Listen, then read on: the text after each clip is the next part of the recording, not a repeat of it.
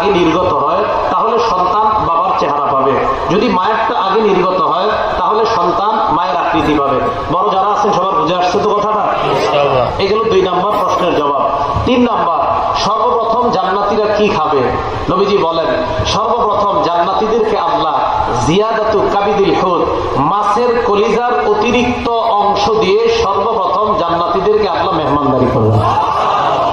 3 প্রশ্নের জবাব দেওয়ার পর আব্দুল্লাহ ইবনে সালাম বলেন আশহাদু আল্লা ইলাহা ইল্লাল্লাহ ওয়া আশহাদু আন্না মুহাম্মাদান আবদুহু ওয়া রাসূলুহু। এই মুহূর্তে আমি সাক্ষী দিচ্ছি আল্লাহ ছাড়া কোনো ইলাহ নাই, আপনি আল্লাহর রাসূল, আমি কালিমা পড়ে মুসলমান হয়ে গেলাম। সুবহানাল্লাহ। তাহলে প্রথম খাবার মাছের কলিজার অতিরিক্ত অংশ।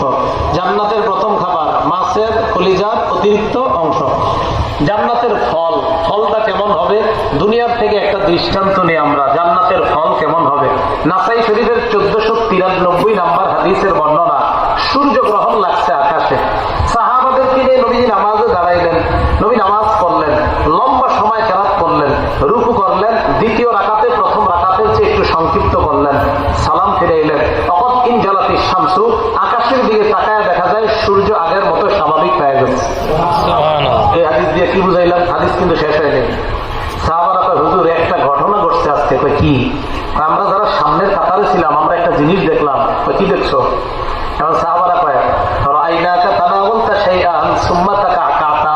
আমার দিকে তাকান সবাই। আচ্ছা আমার দিকে একটু তাকান।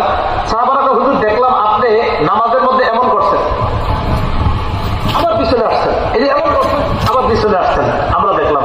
কি সবাই বুঝে আসছে তো? এইটা দিচ্ছে। সাহাবারা কয় হুজুর আপনি এমন করলেন কেন নামাজে? কি জানি ধরতে গেলেন আবার পিছনে আসলেন। তালা বলতে সেই সুম্মা তাকাআতা। হুজুর আপনি পিছনে আসলেন, ঘটনা কি?